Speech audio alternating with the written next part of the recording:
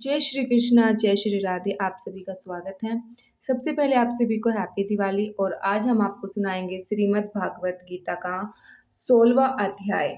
अगर इससे पहले के अध्याय आपने नहीं सुने हैं तो आप वो भी सुनिएगा।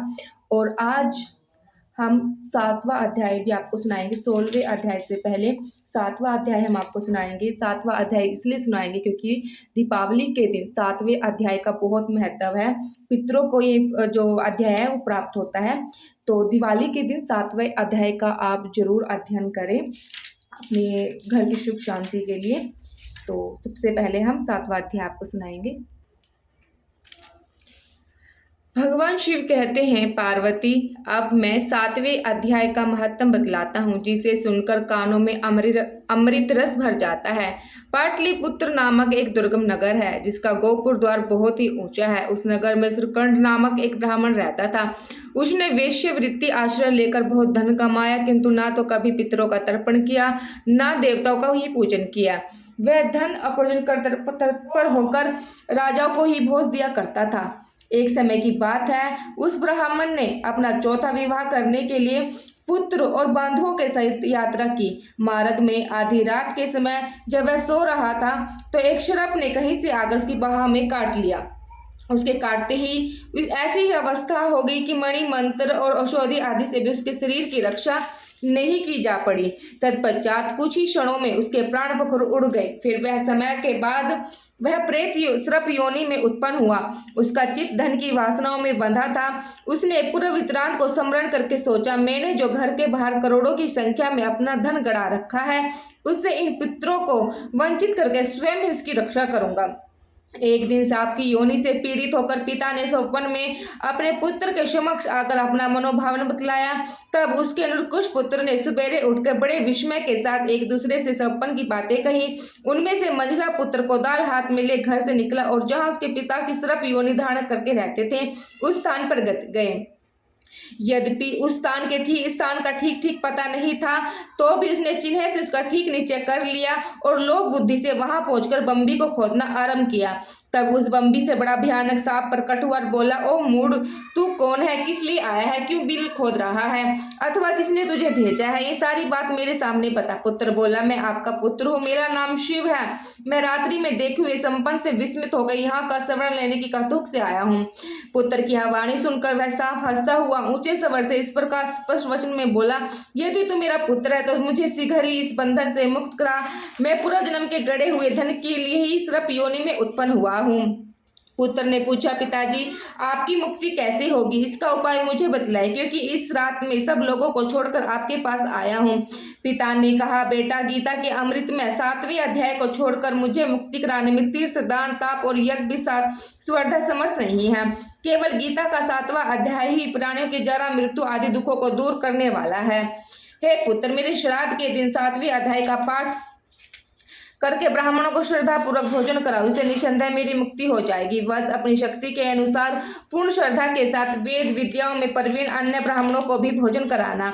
सर्प योनि में पड़े हुए पिता की ये वचन सुनकर सब पुत्रों ने उसकी आज्ञा अनुसार तथा उससे भी अधिक किया। तब कर्ण ने अपने सशरप शरीर को त्याग कर दिव्य देह धारण की और सारा धन पुत्रों के अधीन कर दिया। पिता ने करोड़ों की संख्या में जो धन बांट कर दिया था, उसने वह सदाचारी पुत्र बहुत ही प्रसन्न हुए। उनकी बुद्धि धर्म में लगी हुई थी, इसलिए उन्होंने बावली, कुएं, पखार, यज्ञ और देव इंद्रियों के लिए उस धन का उपयोग किया और अन्नशाला भी बनवाई। तत्पश्चात 7वें अध्याय का सदा जाप करते हुए उन्होंने मोक्ष प्राप्त किया। हे पार्वती, यह तुम्हें 7वां अध्याय महत्तम बतलाया है, जिसके श्रवण मात्र से मानव सब पातकों से मुक्त हो जाता है। अब सुनिए अध्याय। उसी के उपरांत श्री कृष्ण भगवान बोले, हे पार्थ, तू मेरे में अन्य प्रेम से आसक्त हुआ मन और अन्य भाव से मेरे प्राण को योग में लगा हुआ मुझको संपूर्ण विभूति, बल, ऐश्वर्य, गुणों से युक्त सबका आत्मा रूप जिस प्रकार से यहाँ से रहित जानेगा, उसको सुन। मैं तेरे लिए इस रहस्य सहित तत्व ज्ञान को संपूर्णता से कहूंगा, जिसको जानकर संसार में फिर और कुछ भी जानने योग्य विशेष नहीं रहता। हजारों मनुष्यों में कोई ही मनुष्य मेरी प्राप्ति के लिए यत्न करता है और यत्न करने वाले योनियों में भी कोई ही पुरुष मेरा परिणय होगा। मेरे को तत्व से जानता, अर्थात मम से जानता है। अर्जुन, पृथ्वी, जल, अग्नि, वायु और आकाश तथा मन, बुद्धि और अहंकार भी ऐसे ही 8 प्रकार से विभक्त हुए मेरी प्रकृति है। यह 8 प्रकार के भेदों वाले तो अपार है, अर्थात मेरी जड़ प्रकृति है। और हे महाभव, इससे दूसरों की मेरी जीव रूपा पर अर्थात चेतना प्रकृति जान के जिससे यह संपूर्ण जगत धारण किया जाता है। हे अर्जुन, तू ऐसा समझ कि संपूर्ण भूत इन दोनों प्रकृतियों से उत्पन्न वाले हैं और मैं संपूर्ण जगत का उत्पत्ति और प्रलय रूप हूँ, अर्थात संपूर्ण जगत का मूल कारण हूँ। इसलिए हे धनंजय, मेरे से सिवा किंचित मात्र भी दूसरी वस्तु नहीं है। यह संपूर्ण जगत सूत्रों में, सूत्रों की मणियों के सुदर्शन में, मेरे में गुथा हुआ है। हे अर्जुन, जल में हूँ, रस में हूँ और चंद्रमा सूर्य में प्रकाश में हूँ और संपूर्ण वेदों में ओंकार हूँ तथा आकाश में शब्द और पुरुषों में पुरुषत्व हूँ। पृथ्वी में पवित्र गंध और अग्नि में तेज हूँ। संपूर्ण भूतों में उनका जीवन हूँ, अर्थात जिससे वे जीते हैं वही मैं हूँ और तपस्वियों में तप हूँ। हे अर्जुन, तू संपूर्ण भूतों का सनातन कारण मेरे को ही जान। मैं बुद्धिमानों की बुद्धि, तेजस्वियों का तेज, हे भारत श्रेष्ठ, मैं बलवानों की आसक्ति और कामनाओं के रहित बल अर्थात समर्थ हूँ। सब भूतों में धर्म के अनुकूल अर्थात शास्त्र के अनुकूल काम हूँ। और भी जो सतोगुण से उत्पन्न होने वाले भाव है और जो रजोगुण से तथा तमोगुण से होने वाले भाव है, उन सबको तू मेरे से ही होने वाला है ऐसा जान, परंतु वास्तव में उनमें और मेरे में नहीं है। गुणों के कार्य रूप, सततो, रजस और तमस, इन तीनों प्रकार के भाव से अर्थात रोग, द्वेष, विकारों से संपूर्ण विषय से यह सब संसार मोहित हो रहा है। इसलिए इन तीनों गुणों पर मुझे अविनाशी को तत्व नहीं जानता, क्योंकि यह अलौकिक अर्थात अति अद्भुत त्रिगुण माया मेरी योग माया बड़ी दुष्कार है। परंतु जो पुरुष मेरे को ही निरंतर भजते हैं वे इस माया को उल्लंघन कर जाते हैं, अर्थात संसार से तर जाते हैं। ऐसा सुगम उपाय होने पर माया द्वार हरे हुए, ज्ञाने वाले और असुर स्वभाव के धारण किए हुए तथा मनुष्यों में नीच और दूषित कर्म करने वाले मूढ़ लोग तो मेरे को नहीं भजते। हे भारत वंशियों में श्रेष्ठ अर्जुन, उत्तम कर्म वाले अर्थात अर्थ जागूसी और ज्ञानी अर्थात निष्काम, ऐसे 4 प्रकार के भक्त जन मेरे को भजते हैं। उनमें भी नित्य मेरे में एक भाव से स्थित हुआ अन्य प्रेम भक्ति वाला ज्ञानी भक्ति अति उत्तम है, क्योंकि मेरे को तत्व से जानने वाले ज्ञानी को मैं अत्यंत प्रिय हूँ और वह ज्ञानी मेरे को अत्यंत प्रिय है। यद्यपि ये सभी उद्धार है अर्थात श्रद्धा रहित मेरे भजन के लिए समय लगाने वाले होने से उत्तम है, परंतु ज्ञानी तो साक्षात मेरा ही स्वरूप है, ऐसा मेरा मत है। क्योंकि यह स्थिर बुद्धि ज्ञानी भक्त अति उत्तम गति स्वरूप मेरे में ही अच्छी प्रकार से स्थित है, जो बहुत जन्मों के अंत के जन्म में तत्व ज्ञान को प्राप्त हुआ ज्ञानी सब कुछ वासुदेव ही है, अर्थात वासुदेव के सिवा अन्य कुछ भी नहीं है। इस प्रकार मेरे को भजता है वह महात्मा अति दुर्बल है। हे अर्जुन, जो विशेषयुक्त पुरुष है वो तो आपके स्वभाव से प्रिय हुए तथा उन भोगों की कामनाओं द्वारा ज्ञान से भ्रष्ट हुए उस नियम को धारण करके अर्थात जिस देवता की पूजा के लिए जो नियम लोक में प्रसिद्ध है उस नियम को धारण करके अन्य देवताओं के भजते हैं अर्थात पूजते हैं। जो साकामी पुरुष भक्त जिस भक्त देवताओं के स्वरूप को श्रद्धा से पूजना चाहता है उस भक्ति में उसी ही देवता के प्रति श्रद्धा को स्थिर करता है। वह पुरुष उस श्रद्धा से युक्त हुआ उस देवता के पूजन की चेष्टा करता है और उस देवता से मेरे द्वारा विधान किए हुए उन इच्छित भोगों को निसंदेह प्राप्त होता है।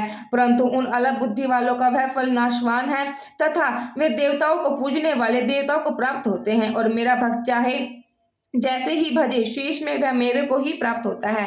ऐसा होने पर भी सब मनुष्य मेरा भजन नहीं करते। इसका कारण यह है कि बुद्धिहीन पुरुष मेरे अनुमत अर्थात जिससे उत्तम और कुछ भी नहीं है ऐसे अविनाशी परम भाव को अर्थात अजन्मा अविनाशी हुआ भी अपनी माया से प्रकट होता है।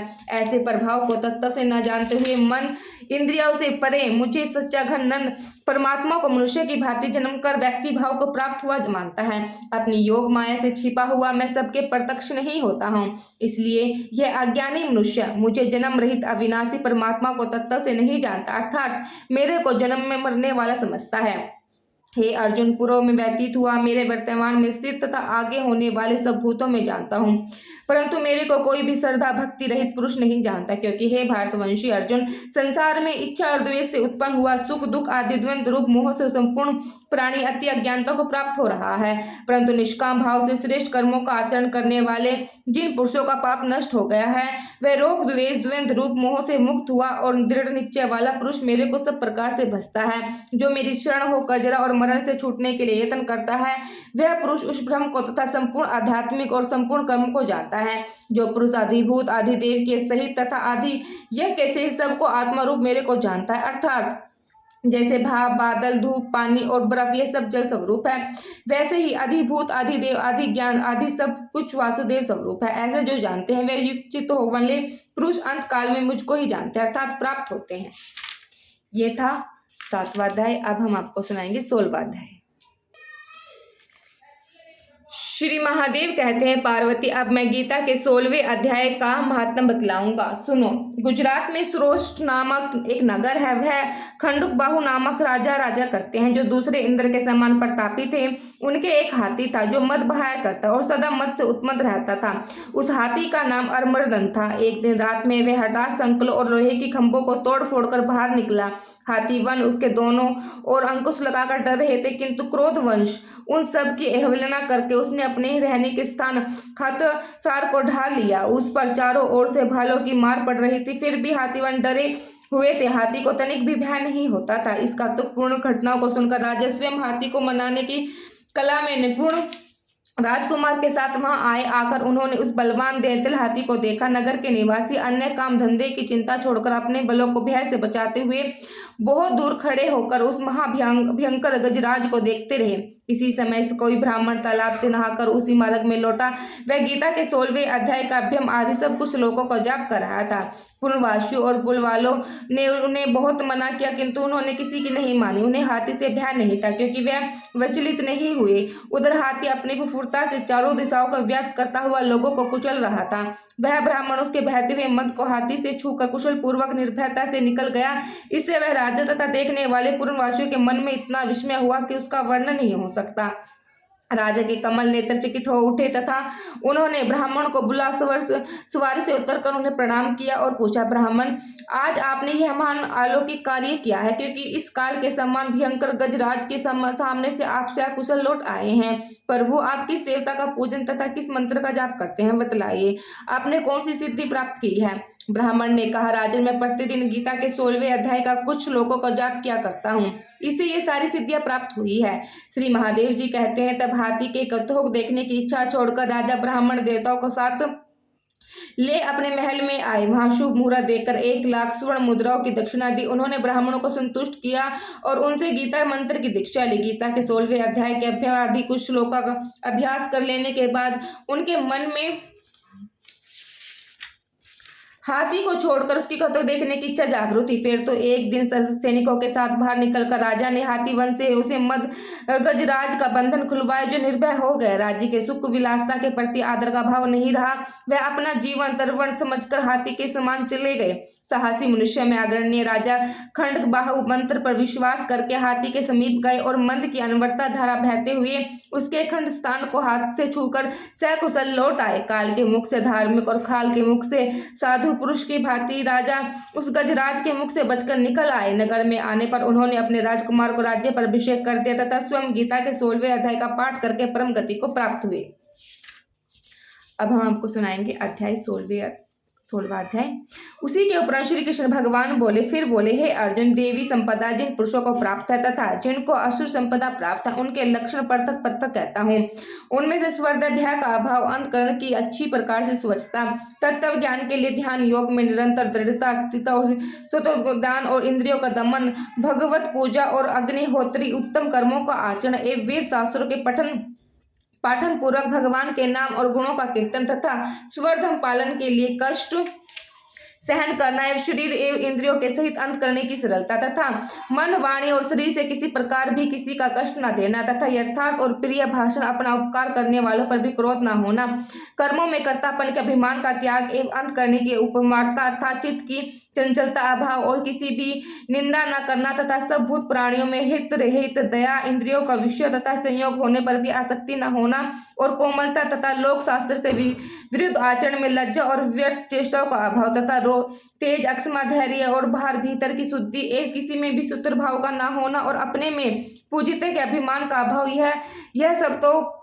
हे अर्जुन, देवी संपदा को प्राप्त हुए पुरुष के लक्षण है। हे पार्थ, पाखंड, घमंड और अभिमान तथा क्रोध और कठोर वाणी और एवं अज्ञान भी यह सब असुर संपदा को प्राप्त हुए पुरुषों के लक्षण है। उन दोनों प्रकार की संपदाओं में देवी संपदा तो मुक्ति के लिए और असुर संपदा बंधन के लिए मानी गई है। इसलिए हे अर्जुन, तू शोक मत कर, क्योंकि तू देवी संपदा को प्राप्त हुआ है। हे अर्जुन, इस लोक में भूतों के स्वभाव दो प्रकार के माने गए हैं। एक तो देवों के जैसे और दूसरा असुरों के जैसे। उनमें देवों का स्वभाव ही विस्तार पूर्वक कहा गया है, इसलिए अब असुरों के स्वभाव को भी विस्तार पूर्वक मेरे से सुन। हे अर्जुन, असुरी स्वभाव वाले मनुष्य कर्ता कार्य में प्रवृत्त होने को और अकर्ता कार्य से निवृत्त होने को भी नहीं जानते। इसलिए उनमें ना तो बाहर भीतर की शुद्धि है, ना श्रेष्ठ आचरण और ना ही सत्य भाषण ही है। वे आसुरी प्रकृति वाले मनुष्य कहते हैं कि जगत आश्रय रहित और स्वर्धः झूठ और बिना ईश्वर के अपने आप स्त्री पुरुष के संयोग से उत्पन्न हुए, इसलिए केवल भोगों को भोगने के लिए है, इसके सिवा और क्या है। इस प्रकार इस मिथ्या ज्ञान को अवलंबन करके नष्ट हो गया स्वभाव जिनका और मद है, बुद्धि जिनकी, ऐसी में सबका उपकार करने वाले कुकर्म मनुष्य केवल जगत का नाश करने के लिए उत्पन्न होते हैं। वे मनुष्य दम, मान और मद से युक्त किसी प्रकार बिना पूर्ण होने वाले कामनाओं का आसरा लेकर तथा अज्ञान से मिथ्या सिद्धांतों को ग्रहण करके भ्रष्ट आचरण से युक्त एवं संसार में बढ़ते हैं। वे मरण पर्यंत रहने वाले अनंत चिंताओं को आश्रय किए हुए और विषय भोगों में तत्पर हुए एवं इतना मात्र ही आनंद है, ऐसा मानने वाले हैं। इसलिए आशा रूप सैकड़ों फांसियों से बंधे हुए काम क्रोध के प्राण हुए विषय भोगों की पूर्ति के लिए अन्य पूर्वक धन आदि बहुत से पदार्थों का संग्रह करने की चेष्टा करते हैं। उन पुरुषों के विचार इस प्रकार होते हैं कि मैंने आज यह तो पाया है और इस मनोरथ को प्राप्त होऊंगा, तथा मेरे पास यह इतना धन है और फिर भी यह होएगा। वह शत्रु मेरे द्वारा मारा गया और दूसरे शत्रुओं को भी मारूंगा, तथा मैं ईश्वर और ईश्वर की भोगने वाला हूँ और मैं सब सिद्धियों से युक्त एक बलवान और सुखी हूँ। मैं बड़ा धनवान और बड़े कुटुंब वाला हूँ। मेरे समान दूसरा कौन है। मैं यज्ञ करूंगा, दान करूंगा, हर्ष को प्राप्त होऊंगा। इस प्रकार अज्ञान से मोहित है, इसलिए वे अनेक प्रकार से भ्रमित हुए चित्त वाले अज्ञानी जन मोह रूप में जाल में फंसे हुए विषय भोगों में अत्यंत आसक्ति हुए महान अपवित्र नरक में गिरते हैं। वे अपने आप को ही श्रेष्ठ मानने वाले घमंडी पुरुष धन और मान के मत से युक्त हुए शास्त्र विधि से रहित केवल नाम मात्र के योग द्वारा पाखंड से योजन करते हैं। वे अहंकार, बल, घमंड, कामना और क्रोध के आदि प्रणय एवं दूसरों की निंदा करने वाले पुरुष अपने और दूसरों के शरीर में स्थित मुझे अंतरिम से द्वेष करने वाले हैं। ऐसे उन द्वेष करने वाले पापाचारी कुकर्मी नरधर्मों को मैं संसार में बारंबार असुर योनि में गिराता हूँ, अर्थात सूकर, कुकर आदि नीच योनि में उत्पन्न करता हूँ। इसलिए हे अर्जुन, वे मूढ़ पुरुष जन्म जन्म में असुर योनियों को प्राप्त हुए मेरे को न प्राप्त होकर उनसे भी अति नीच गति को ही प्राप्त होते हैं, अर्थात घोर नरक में पड़ते हैं। हे अर्जुन, काम, क्रोध तथा लोभ यह 3 प्रकार के नरक के द्वार आत्मा का नाश करने वाले हैं, अर्थात अथो गति में ले जाने वाले हैं। इससे इन तीनों का त्याग देना चाहिए, क्योंकि हे अर्जुन, इन तीनों नरक के द्वार से मुक्त हुआ, अर्थात काम, क्रोध और लोभ आदि विकार से छूटा हुआ पुरुष अपने कल्याण का आचरण करता है। इससे वह परम गति को जाता है, अर्थात मेरे को प्राप्त होता है। जो पुरुष शास्त्र की विधि को त्याग कर अपनी इच्छा से वृत्ता है, वह ना तो सिद्धि को प्राप्त होता और ना ही परम गति को तथा सुख को ही प्राप्त होता है। इससे तेरे लिए इस कर्ता और अकर्ता की व्यवस्था में शास्त्र ही प्रमाण है। ऐसा जानकर तू शास्त्र विधि से नित्य किए हुए कर्मों को ही करने के लिए योग्य है। तो ये था 16वां अध्याय। 17वां अध्याय हम आपको कल सुनाएंगे। जय श्री कृष्णा, जय श्री राधे।